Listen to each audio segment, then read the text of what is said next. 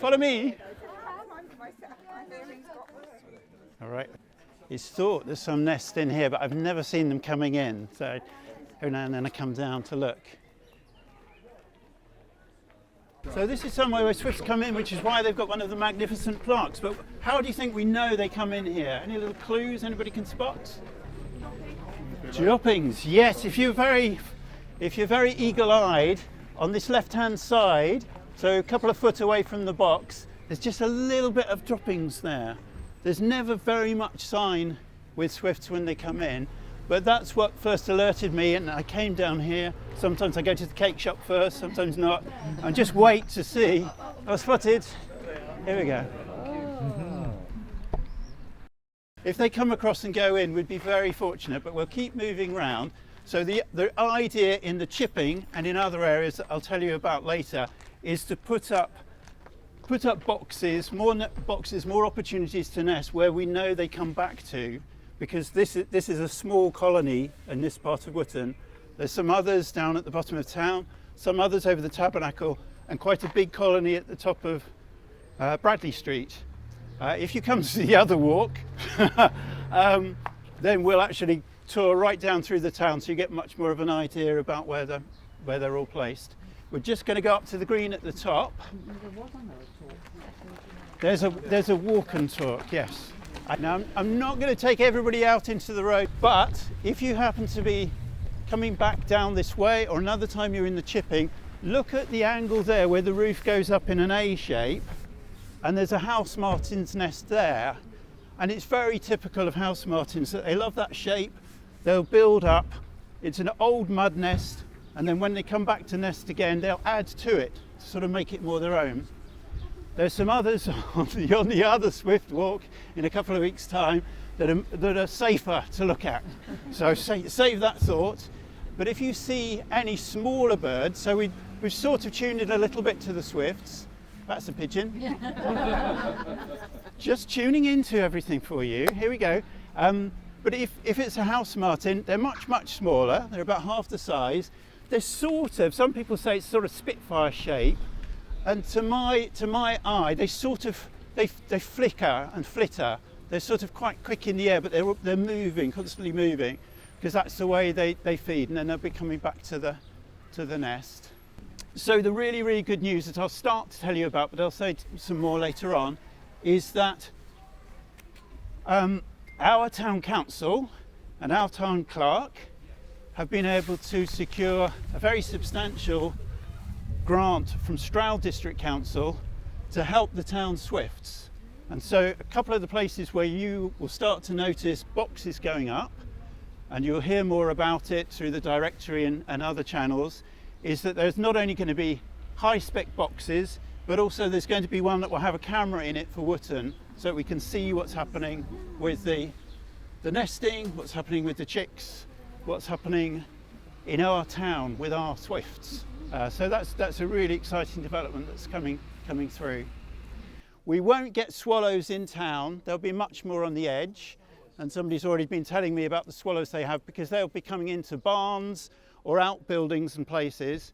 So it's important to leave them that space, leave doors and things open for them, but they will come up and they'll make a crude sort of nest, probably up on a ledge or on a rafter or something like that. Right, I'm sorry to do this because you're such a brilliant audience, but we have to go back inside.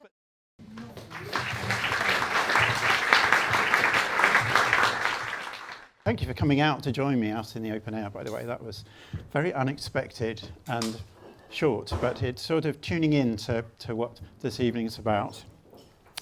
But first, I must just introduce my wingman. Please welcome Jeff Walsh.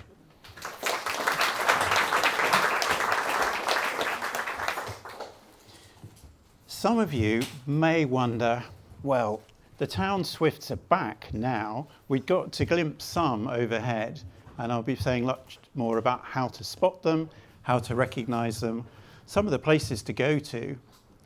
But where have they been? Overwintering finds our common swift in the warm heart of Africa. One of a baker's dozen types of swift.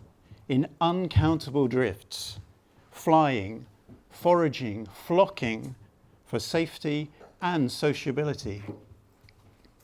For theirs is the original mixed colony, this streamlined, sickle-winged bird which once flew over dinosaurs, wintering above jungle and savanna, plumping up on tsetse flies, mosquitoes and flying ants on their high-altitude menu, above elephants, leopards and gorillas. Spring brings them west, over tropical and equatorial Africa, then north over the world's largest sandpit, the Sahara. Apus apus, our common swift, pursues its odyssey navigating the Mediterranean on thermal tides, trade winds, and sometimes surfing the Sirocco, passing way above flying fish, arcing dolphins, and even the languid ease of the pelican, ever north.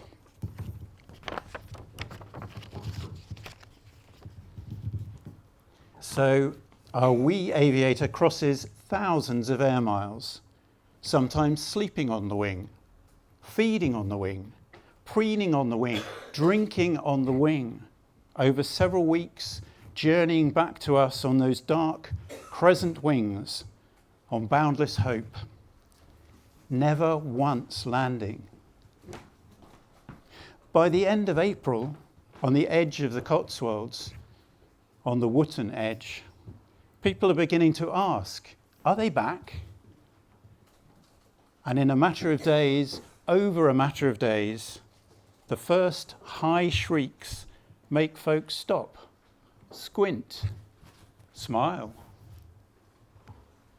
The first homing swifts are back, to high eaves, to dodgy pantiles, to the tiny hole up on the tabernacle wall, to all the remembered places, bringing the sound of summer.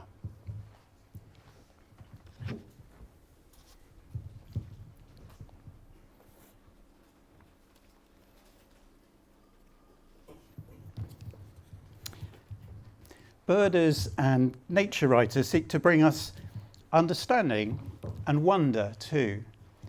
One of the first great nature writers, a great observer and a great nature writer and naturalist, was Gilbert White in the 18th century. And he coined a phrase, instead of understanding, he said we should stand under, to stand under. He was very curious. He was a great observer. He took a lot of time with nature. Because to stand under swifts is to be caught up. I think sometimes they're called, some of you may have heard it outside, I very rudely said that, in fact it was a quote from David Attenborough, that probably by the time you reach your 60s you can't hear the swift anymore because the pitch is too high. Everybody over 60 like me is saying absolutely not. He's got that wrong. He's very, very knowledgeable, but not in this case. To me, it's like shock and awe. I was trying to describe it at a school talk, and I said it's a bit like hearing a firework. It's a surprise, but also it's a delight at the same time. Usually, I hear them first. As Ted Hughes, the poet, described, with their leaden velocity, their butterfly lightness, their too much power, and their arrow thwack up into the eaves. So swifts are migrating back to their birthplace, perhaps 500 miles a day flying, and ours is amongst the most westerly population. But they're found from Ballyshannon to Beijing. Nomadic, charismatic, here since the end of April onwards, and one of the oldest bird species. I've missed something out. I thought Jeff was looking far too relaxed, and that's because I haven't given him his other job. Jeff, when you hear an astounding fact, I'd like you to alert the audience by ringing this bell. I can't go any further. How good are you at catching? Open the box. There are stats in this talk, let's be honest. There are wonders. There are some fabulous pictures to absorb you. It's absolutely fine if anybody wants to doze off because it's quite, there's so much to take in. And I might go on. Somebody's going to give me a signal when the time is up. So they never stop on their non-stop journey back to, that's pretty unique. Okay. Testing the system.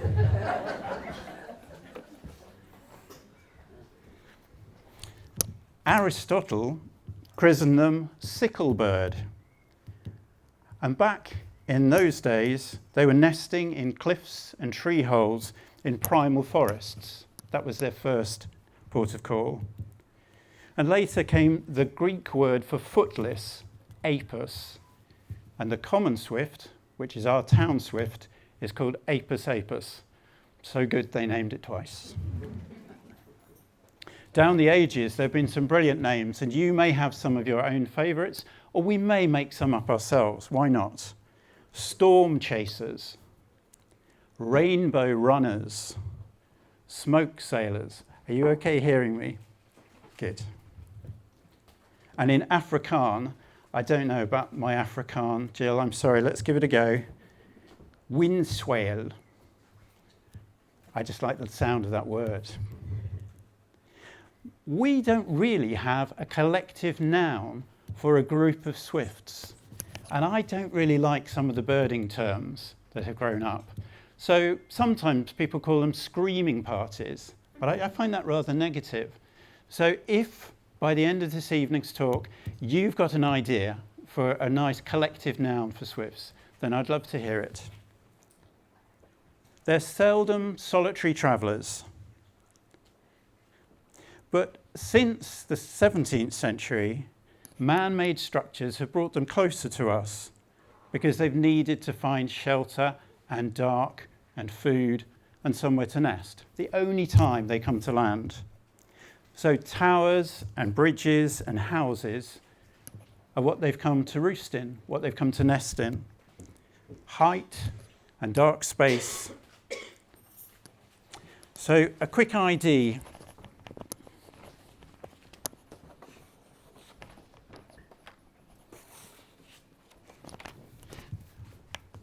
Be very honest here, because there's absolutely no shame involved.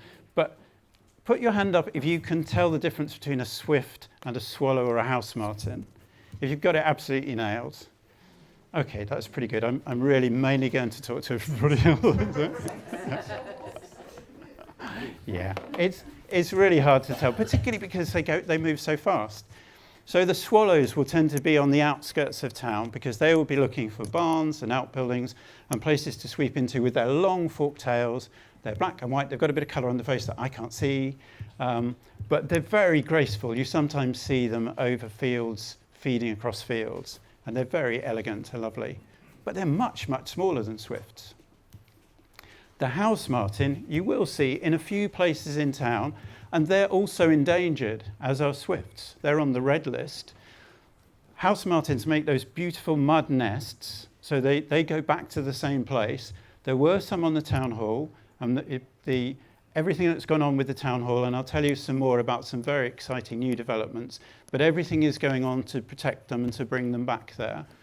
But the mud nests that we have in the town, so there's one up in the Chipping, there's a couple up in Bradley Street, is one that they come and they add to when they come back. So they actually need some more material on the ground to use. And then they will nest in the cupped nest, and they maybe have one or two broods, which is different to swifts. The swift, well, you can tell that I'm very biased, but the swift is the most beautiful, it's the biggest, it's the most elegant. But I just wanted to use a visual aid just to sort of give you an idea about the size, because we see them so high up and see them travelling so fast. In fact, Jeff, no, wait! I hadn't said the fact. We should have practiced. In level flight, they're the fastest bird.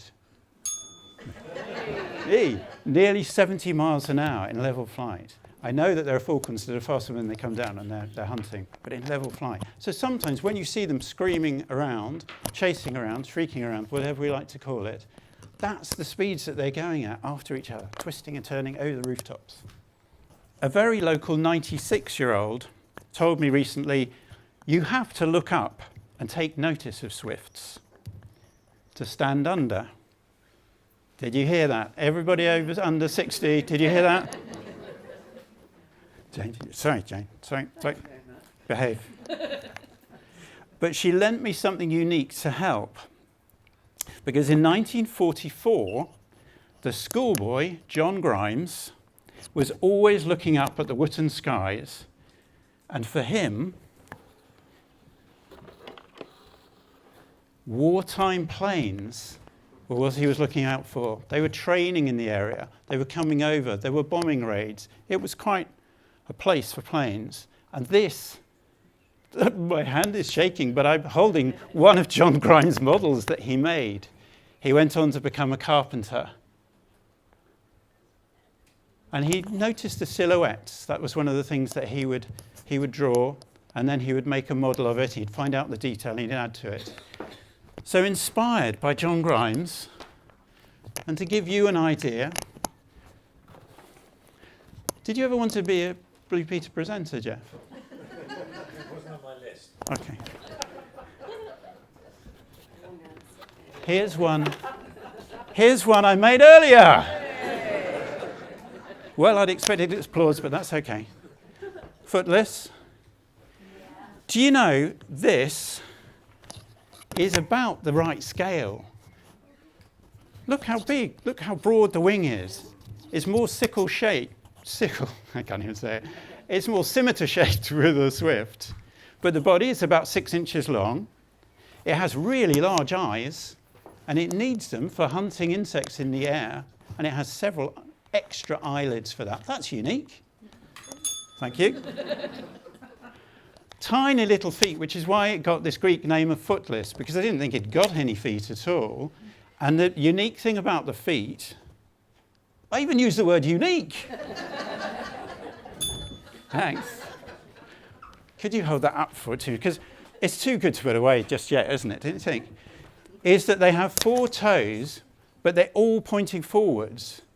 Now, you might want to try this for yourself, but you just can't grip onto something. That's why they never perch. Okay. See, because to grip and hold on, I need to do that. And what's the other bit? But what it is good for is that they can cling on to things. So it used to be cliffs, it used to be trees. And sometimes around the town, if you're very fortunate, but particularly places where there are lots of swifts, you will see them coming round and clinging on somewhere, because those are probably the young adults who are scouting and looking for somewhere they're going to come back to, somewhere where they're going to nest, maybe next year or the year after. So the gripping on is important for that.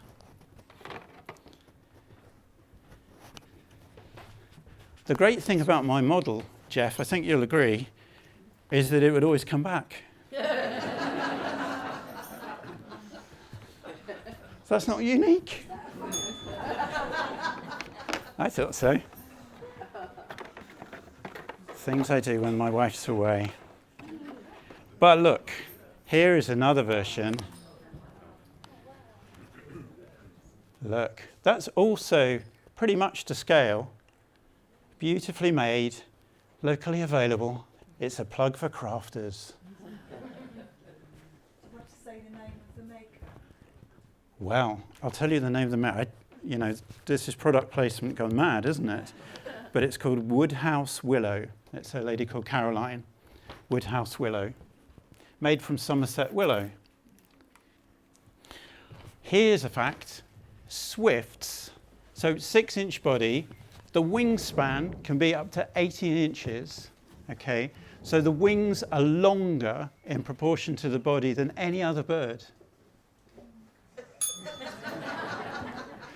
we're sort of warming up now, aren't we? If it was me, my arms would be 9 foot long. It's a bit scary, really, isn't it, Jane? Let's not work that one out too much. I've told you about their grip, and what about the weight? The weight of an adult bird is about the same as a Cadbury's cream egg. Look how rare this is in June, let's be honest, and probably completely inedible by now. So about that weight. But remember, so about 40 grams is what it is, but try and remember that fact if you can, because later on I'm going to tell you how big the chick is when it comes out for its maiden flight. Compare and contrast.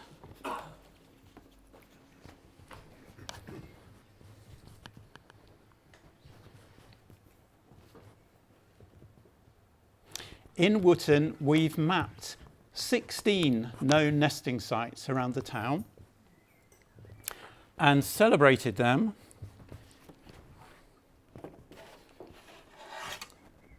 by putting up our own unique blue plaque.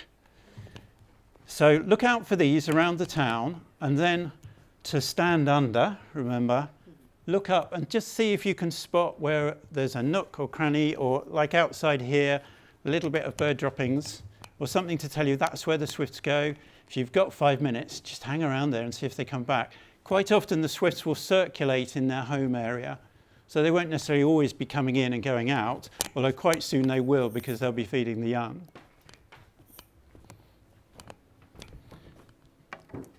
So there's one of those plaques on this building here, and they come in at the end here, and there's going to be more boxes going up. There's going to be a blue plaque up on the town hall because they nest at the back of the town hall coming in. And if it's the envy of many small towns around the county. But if you do know of any other nest sites where you think, I think there's swifts here, then do please email and let me know. So we have the swifts, we have some colonies, even if those are small numbers.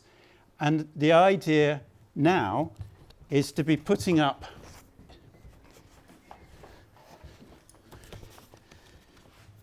looks like a prize draw in a raffle now, doesn't it? To be putting up bespoke nest boxes that are made by our local men's shed. And I'll just quickly talk you through the features.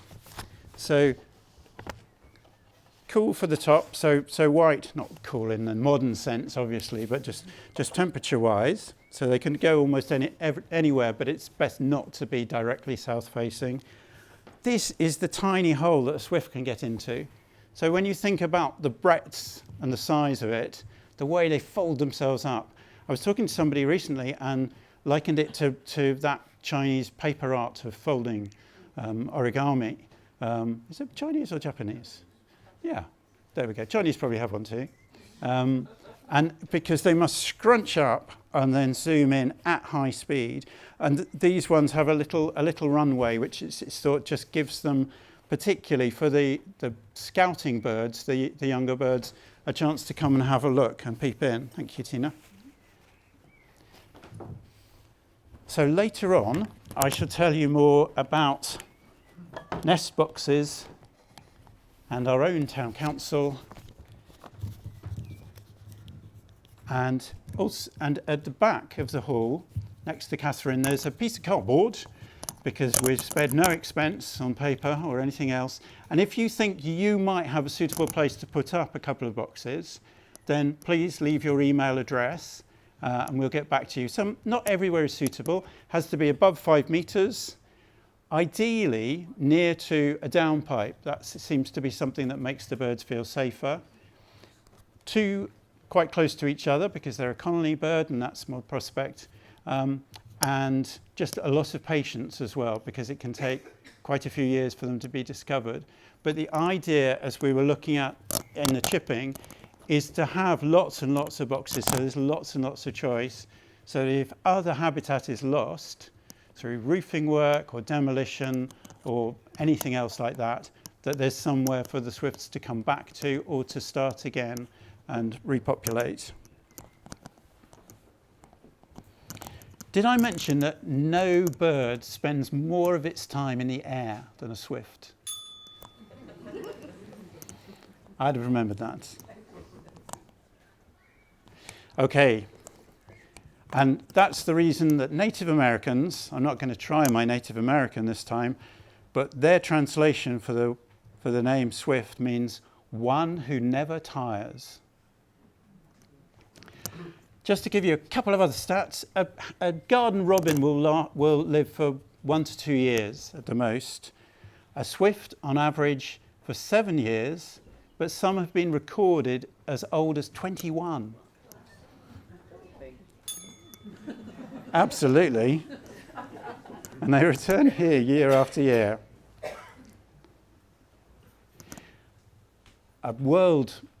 Interesting world fact that over 80 pairs of swifts nest in the Wailing Wall in Jerusalem. Imagine that. Wild winged archery, one poet described it as. And I hope, if not today or this evening, but I hope over the next few weeks you might hear those calls yourself overhead, and that it might stop you in your tracks and you might stand under. Oh, the nest. So it's not much of a nest, because you may have heard me say that everything for swifts happens in the air. So I hope you won't mind this in the front row, but do you know these sort of feathers that we sometimes get? It just comes out of nowhere, particularly down in the town. So, Jen, you ready for this? Yeah. Hold on to your white wine. She's good. Okay, so they're just taking things in the air. Feathers, little wisps of straw. During the war, there was talk about some ticker tape that had been to stop.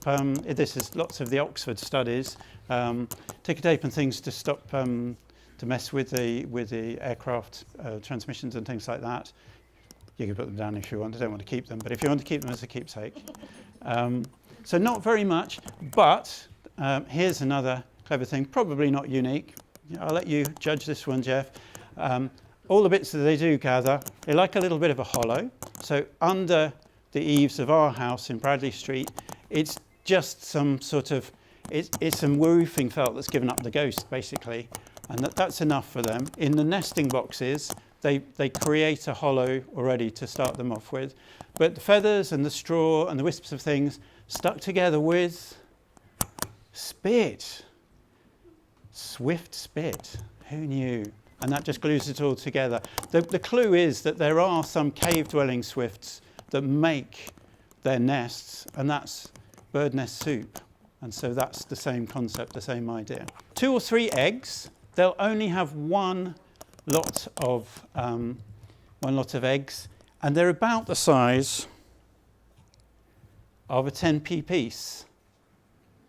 There's probably other denominations that are the same size, but that's the only one I could think of, Jeff. But they're oval-shaped, so they don't roll around and fall out. So all very practical. Both the male and the female will incubate. Oh, no, I should have issued a warning here. Jeff, careful. Steady, because one leading scientist and birder described them as being ugly monsters. That's a very sweet sound to show sympathy for a baby swift. But they're very bulbous. They are very strange looking until the feathers come after a few weeks, until they start to grow. But they're all stomach, they're all eyes, they're all hunger. They've got a huge gape. The mouth can open hugely because, remember, they're in the dark. And so they want to be noticed, they want to be fed. So the adult bird comes back into the box or back into the nest. The babies will throw the gape open really wide, so blinding, and then will be fed. It looks quite, I can't think of the word to describe it, a little bit brutal, as it often does with animals being fed by parents. If you want to have a little look yourself, there are a couple of really brilliant clips on the Nibley Swifts website. So there's one of an egg being laid, which has hardly ever been filmed before, I think once on Spring Watch. So that's pretty amazing. and the other one is of an adult bird coming in and feeding one of the youngsters. It just sort of shows you what's going on near to us, what's going on in these places where we see them zooming in. It's getting a little bit more manageable now as the feathers come and they start to develop. But basically, those 2 or 3 chicks will stay in the nest to be fed until they're actually heavier than the adult birds. So maybe from the adult bird being about 40 grams, maybe up to about 53 grams to be flying weight for them, because the first time they come out of the nest is their first flight. They're independent, they've got to feed themselves, and they're heading straight back to Africa. That is pretty amazing. Might not be unique. Okay.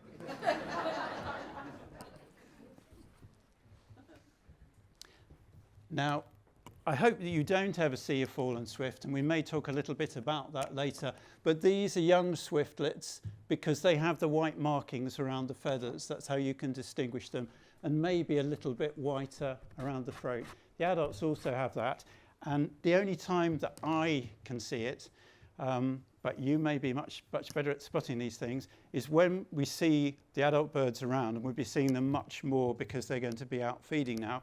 Hatching has just been happening, so the feeding is going to really pick up, is that sometimes when the adult birds are out, they will be collecting literally up to 1,000 insects in a throat pouch, what's called a bolus. So it's like a big energy ball that they're going to stuff down and feed one of the chicks with.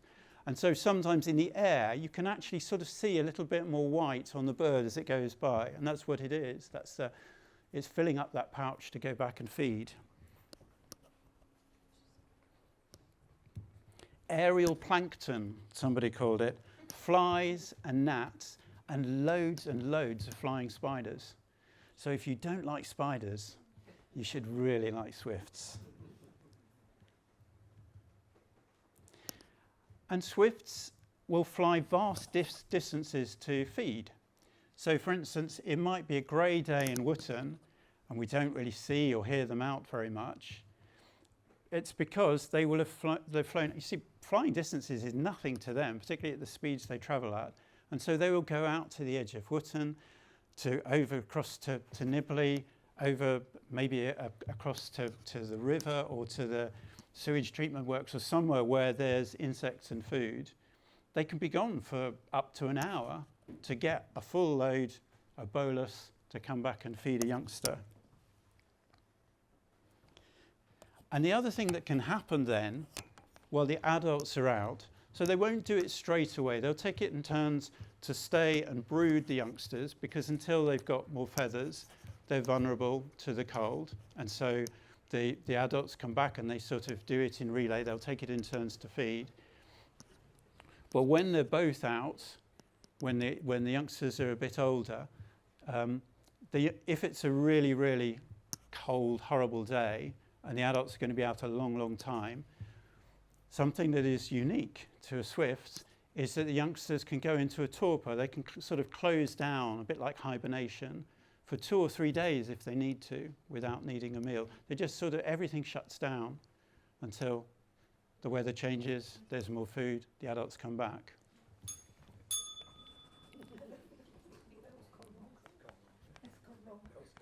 How are we going to know when it's last orders? That's what I want to know. Okay, a couple of other stats, and then there's a little quiz for you. So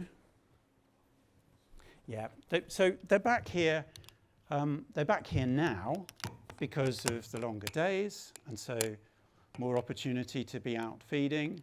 The opportunity of places where they can nest and be safe. The opportunities in Wotton for new places to be created and looked after, but also because of the semi-wild nature of the area that we're in. So when you do see them feeding, sometimes it might be around trees or heading out towards the borderland. They love a bit of wild garden, anything that's going to create more biodiversity, more insects, more for them to be eating and feeding on. Who would like to hazard a guess? We could do a sort of auction thing here. Who will start me off on how many wing beats? How many different types of wing beat a swift has? Say again? No. 12. Okay, that's a pretty good first bid. Yeah. Okay. Anybody? Any advance on 12? 15, I hear. I'm going to sell that bell in a minute. That would be a good way to go, wouldn't it? To raise funds for the autumn. Okay, no. 19 different wing beats. Some, I don't know if it's unique. It might be. I mean, that really is. There's so much geeky stuff to do with Swifts. But the other thing there is to do with Swifts is a huge amount of generosity that people have shared photographs with us saying, yeah, if you're raising awareness, if people want to get the wonder, if they want to stand under them, then yes, use my stuff. So look, there's the bolus in the throat pouch there. So that's coming determined. It looks determined, don't you think? I think it looks determined. Coming back to feed. Okay, so knowing that it's got all these different wing beats, knowing it's pretty fast, it's very agile, it's very beautiful, that's me. What do you think is its closest relative as a bird? Anybody want to hazard a guess? She's got it straight away. It's you read it last night. You've been doing homework for this talk. That is impressive. You should have a chair, really. Yes, the hummingbird is said to be its nearest relative. And if you think of some of the characteristics of a hummingbird when we get to see them, and they're very beautiful and very nimble and yeah. Okay. The other place where if you want a sort of live action version of what's going on with the swifts, then the place to go is just to Google something like Swift Cam or Swift Cam Bolton or Swift Nest Box. And the RSPB have got a live stream camera in a box where there have been 3 chicks that have hatched and are being fed. You might want to leave it a few days so you don't get the ugly monsters. I don't know. It's up to you. But it's quite, to me, it's quite fascinating every now and then to dip into it just to see, well, this is what's going on here. This is the stage they've got to. This is the coming and going. There are people who keep up a commentary, and I don't enter into that, but sometimes they tip you off about a time when it's a really good thing to watch, like a starling trying to get into a box and a big squabble going on, or both of the parents being out for a short time because they needed to get some fresh air. So we're nearly there for the talk. I know it's hot and there's a lot to cram in, and there will be some time for some questions, but I want everybody to have permission that if you want to go to the bar, if you want to go and just go, actually, then don't stand on ceremony, because I know a lot of you got here very early, which was very sweet. I know you've had a bit of a walk around the chipping as well, which was unexpected, but it was lovely to have your company. So we're in the final straight here, and then there's a few other add-ons and extras. Well, yes, this one is very timely, Jeff, because this is an artist who's no longer alive, but the archive of his work on birds was given to somebody called Chris Hales, who's in, where did I say he was, Jeff? Switzerland or somewhere like that, up near the mountains. So if anybody really, really wants to know about the sexual dimorphism of acoustic signals in the common swift, you're going to do it just for a dare, aren't you? Yes. This is where to go. It's called Wild Echoes. It will come up on one of the other slides. But honestly, I mean, I'm seasonally obsessed, but this is somebody who has recorded the calls, slowed them down, and tried to differentiate between the male call and the female call, but I'm not exactly sure why. But if you want to have a look and have a listen, and it is lovely listening to them in different places and seeing what Chris has written about them.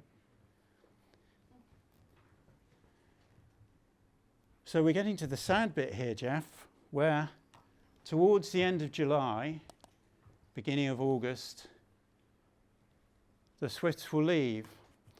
Now, quite a lot of the research on swifts has been done and is still being done, and is the longest running research on a tower in Oxford. And the book that's based around it is called Swifts in a Tower.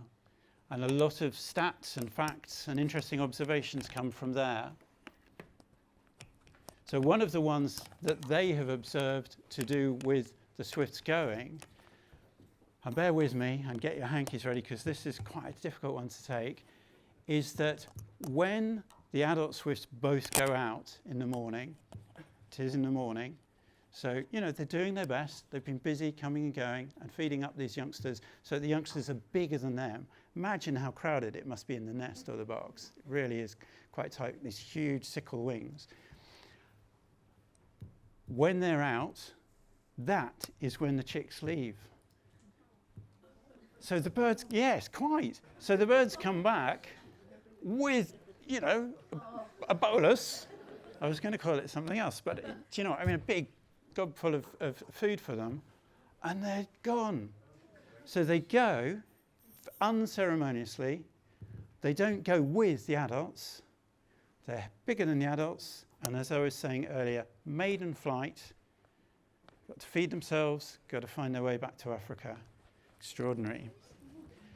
The adults, just so that, because we know the adults are going to live quite a lot longer, so, you know, and they've done a good job, let's be honest. If they've raised 2 or 3 chicks, so just one brood, then that's good going. The adult birds will stay around for a few more days because they'll need to feed up themselves to be ready for their journey back. And it's thought that they don't necessarily journey as a pair. They come back and get together, usually as a pair. Not always, but usually come back to the same home area, the same nest site, but then they'll be very independent and separate after that. Yeah, aren't these beautiful? If anybody ever sees any of these sketches or watercolours in the auctions, please tell me first. But no, it's just beautiful observation and detail, particularly with a bird that is just so fast and furious and difficult to sort of pin down. So just quickly to run through. So the nesters come back first. And they will have the nest come back to the nest. They will lay the eggs. They will raise the young. And then what we'll start to hear more now, and probably if you hear swifts around the town, this is who you'll be hearing. And this is the bit that some birders call screaming parties, is that those are the young adults who are coming back. They haven't got a lot to do because they're probably not going to land. And so it's partly a social thing. It's partly a scouting mission to have a look at these boxes that they're putting up on the town hall, or they're putting up on the chipping hole or around the chipping, to see what the opportunity is for when they come back. Sometimes, according to some of the other projects where they've got cameras in, there will be a pair will get together and they will come and they'll occupy a nest, but they won't breed and they won't lay eggs, but they'll come and sort of stake their claim by coming in and hanging out there.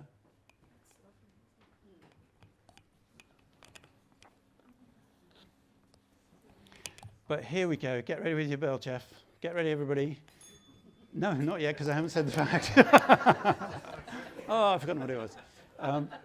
So the young birds, I can't get my head around this, and you know I probably need to be in the gliding club or something really. But so the young birds, they're racing around. They stay up really late. You know, they're young and footloose and all that. Coming around, and we see them at the back of our house in Bradley Street till really late. And sometimes they come in and they're sort of slightly clutching on to under the gutter line, to looking as if they're sort of marking the place and thinking about it and coming back. But then, as it gets darker and as the bats come out, where do they go? Because they don't touch ground. They just go up into the troposphere, up to 3,000 feet up. Yep. And there they sleep on the wing and they'll drift about there. I think so. And part of it, there's a lot of folklore and mysteries and lots of things that aren't answered about Swift, which I quite like. But one of the reasons that people were pretty sure about some of that going on was that, again, during the war, so back to John Grimes, but during the war, parachutists over France were coming down from higher than 3,000 feet and coming down, and they realised they were coming down through drifts of birds that were there and seemed to be in some sort of a torpor or stunned or something. They didn't quite work out what it was. But one of the airmen got a bird stuck on his, out of the harness of his parachute, and so they were able to identify that it was Swift's.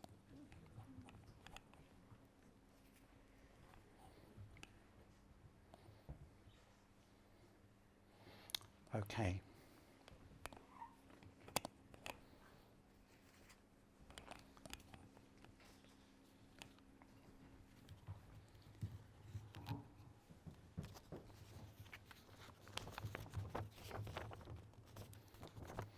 I'm going to finish with this, and then we'll have a little body break just for a short time if you need to go, or if you want to go, or you want to beat your way to the bar or anything like that. And then we'll have maybe 15 minutes of questions. I've got some other things that I want to cover if you don't ask the right questions, because I know there's some key issues that, yeah, I know, but I've got to have some things up my sleeve just in case. You might not want to ask anything at all, and then what would I do? Just stand here or do my karaoke? Jeff? This is called Above All. One of the things we share is air. Side by sizable oaks and aspen, ash, wild cherry. For nature gives us breath. Swifts share the air we groundlings breathe, but it is truly their element above all others. Where they belong, they're home, they're free, they're wild-winged. One of the things we share is life. Once I found a grounded swift, lifted it from my base element, cupped it gently above any harm. So for a moment, we were earthed. Swifts orientate, navigate, migrate by our planet's pull, by sun and stars, drawn by high eaves way above us, homing to a dark space, to a light, to nest together. Flight brings them back, mates them in free fall, larders the air to feed their young, perhaps a trinity of white oval eggs, hatching bulbous bundles, gaping shadows that grow to be remarkable, stubble feathered to sickle winged.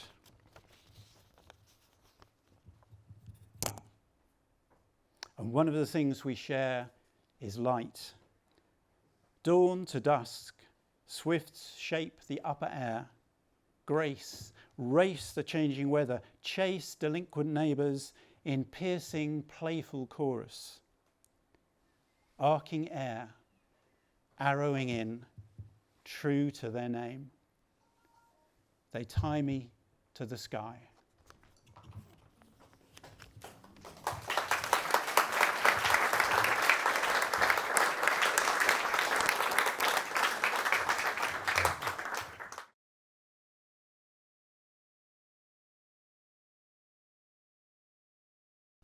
First, sorry, to say what a wonderful talk and how lovely to hear the poetry as well. It's beautiful, and see the art. Thank you.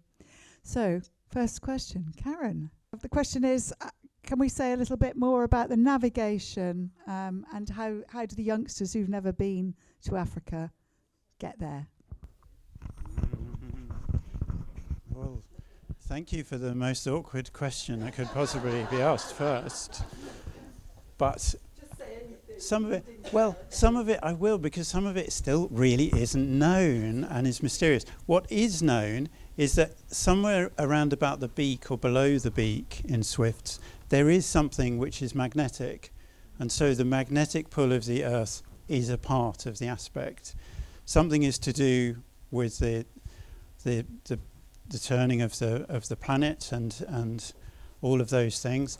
a lot of a swift's life to me, because I'm like Gilbert White, I'm an observer, and I will read things up. I won't necessarily understand them all, so I try and understand in my own way to stand under. But a lot of a swift's life is to do with the weather here for feeding, for moving out, sometimes for arriving back, the right conditions to come back. And round about now, the young adults will be coming back, and those are the ones we'll see and hear a lot more. How the mystery to me is, yes, how do they leave the nest before the adults and find their way back to sub-Saharan Africa to feed? And that mystery, let's just leave in the air. So the question is, they spend their lives on the wing, apart from the time that they're nesting. Is that because if they got to the ground, they might not be able to get up again? That's a really good question, and much easier than Karen's. So, yes, I don't know if Peter's still here, but nibbly swifts, and Peter thinks that there are some birds, young birds called jumpers, and they just want to be out of the nest as soon as possible. They wouldn't be able to get back up off the ground. Young swifts are grounded and need help, and I can say a little bit more about that. The adult swifts, if it's an open space, and as long as they haven't been injured, then they can probably get back up into flight. What tends to happen, because it happened to me, and I felt very privileged to, a neighbour's rescued an adult swift. We don't know how it had come down, but it was in distress. The first thing is to put it into a box so that it's dark and it's calm and it's quiet. And then the second thing, if you feel brave enough, is to hydrate it. Really, really difficult to feed a swift at any age, but to hydrate it is really important. And so I don't know if you recognise this, and it's more product placement, Jeff. I seem to be doing it the whole time, but this is one of those ear stick things you do. But just to put some water across the beak, not near the nostrils, but just across the beak. And so this is what we did with a swift from a neighbour's. Leave it overnight. It's not going to starve. We've been talking about that and the fact they can go into a torpor, they can shut down. They might be a bit shocked. So being in a dark space somewhere safe. If it's cold conditions, then maybe to put a hot water bottle under the box just so they stay warm. And then what we did was we went to the top of the house, took the swift up. Swifts, the ones that I've encountered, and it's only happened a few times, are amazingly tame because they're not used to dealing with us, and so they're very trusting in that way. But just to have the swift in the palm of the hand up by a high window where there wasn't anything in the way, and just tip it, and off it went. So they do need help. If there's a fallen swift, particularly a youngster that needs feeding, then there are some amazing volunteers with the Stroud Swift group, and they will rehome them, take them in, feed them up, and release them there. But that is a huge amount of dedication, but they're willing to do that, and we've got contact numbers for them. So do they form colonies, and do they stick together and fly together? Is really why I would like sponsorship to follow them all the way back to sub-Saharan Africa.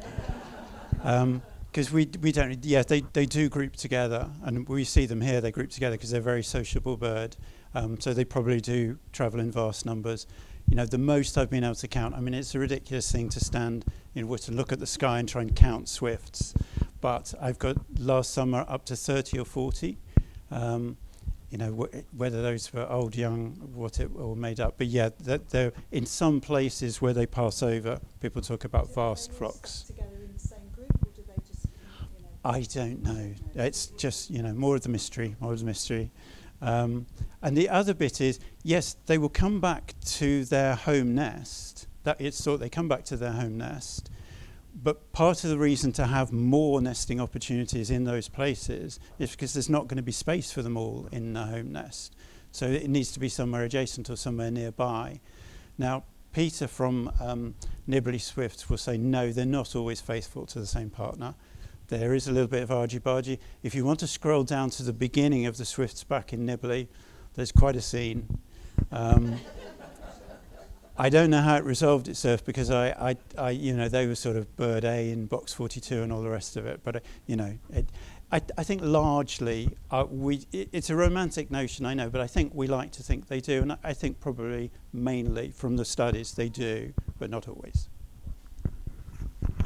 So the question relates to using a recording of swifts, and some people use them in the nesting boxes. And is that going to help to attract new swifts? No, it's a really good question. The current thinking, things about swifts and their welfare and being endangered are changing pretty much every season. But the current thinking is that if it's a colony, so the swifts come back to it and they're calling to each other and they know that it's there, they know there are nesters there, you don't need to play the calls as well. But if you're trying to create a colony, as they are in Nibley, so you're pretty much starting from scratch, putting up loads of boxes, they'll be playing the calls because they're wanting any passing swifts to come and have a look. So it works in some of those places where previously they hadn't got any nesting birds. So in Nibley, starting from, I think, a very, very low point, they've now, I think, have got up to 6 nesting pairs, which is, you know, building, and it's something to build on. So it's a good start. Does that answer your question? Yeah, so in some circumstances If there's just hardly any swifts around there, but you want to bring them in. So say we wanted to have more boxes at the bottom of Wotton where there's only a few known nest sites, then probably we would see whether somebody could lend us some callers to put in. It's quite complicated with the electronics and it's a little bit expensive, but that may be something we go on to do here. I need to have, can we have one more question and then I'll tell you the really good news about swifts and Wotton. Lady there, is the nest box a safe haven or do they get predated there? No, that's a very good question. No, it's a safe haven, so they're designed to be the size that they need, tiny little holes so that bigger birds can't get in. What tends to happen in some places is that maybe the house sparrows would find a swift nest box first. That's not a bad thing because it shows other birds there's somewhere to nest. And in fact, the swifts can be, if you see the Nibley footage, you'll know they can be quite fearsome. And they would see the sparrows off. And quite often, the sparrows are done. You know, they've finished their nesting and they're just hanging about because they don't know where else to be. So the swifts will take over their boxes. But yeah, they're pretty safe there. Where they're not safe, and this is something they found in Bristol, where there's a house in Bristol where the guy has put swift boxes all the way around his house, is that the sparrowhawks know the birds coming in and going out, and so they will stake out those places. That's not an issue here. Most other birds of prey would have to be incredibly agile and fast, be in the right place at the right time to take a swift. In Africa, they're more vulnerable, but particularly over water, from the hobby, which also comes back here. And in the sky, the silhouette of a hobby just looks like a swift to me. And then the other one is roofers and house builders and people who don't leave them space. But we have some very good news to announce, which I'll move on to seamlessly. So literally just in the last few weeks, and thanks to another swift champion in the town, which is Andrea Dern, Wotton has got a grant from a major nature recovery grant, and it's all to do with biodiversity, nest boxes, wild areas, not using pesticides. It's a whole joined up contract of things to fund a batch of boxes that the deal is that people can apply. If you want to leave your email address, we can be in contact with you if you want to put up some boxes. Boxes will be for free, but you will need to arrange the putting up. And there's some local roofers or television aerial men or builders who will do that in the town and have put up, probably we've put up maybe 50 or 60 nest boxes in the last few years. The other thing which is a major, and I did sort of hint at it as a little lost leader when we were out on the green, because I didn't want to use up all my material, but is that not only are there some very bespoke boxes going up on the town hall and also the chipping hall, but the one on the town hall will be so bespoke that it's going to have cameras in it, and so we will be able to create some sort of link so that you can see what your town Swifts are doing and follow the progress in the same way that I was describing with the YouTube channels and things like that. But so much more local, and you can go and stand under the box itself. I don't know, maybe make your own calls or whistle to it and see whether you can be heard in Dursley. But no, that would be great, because this grant is all about taking seriously the nature that we have and that we enjoy and we celebrate. Put up the blue plaques to celebrate the fact they come back to us. They come to Wotton. This is their hometown, like it's the hometown to many of us. But also the help that they need. They're endangered for lots of reasons. It's hard to pin it all down. Some of it is about what happens on their journeys away from here. Some of it is to do with feeding grounds. Some of it is to do with nesting opportunities when they're back. But there's lots more that's going to follow this. Andrea has lit the blue touch paper, and I would like a round of applause for her to thank her. Thank you.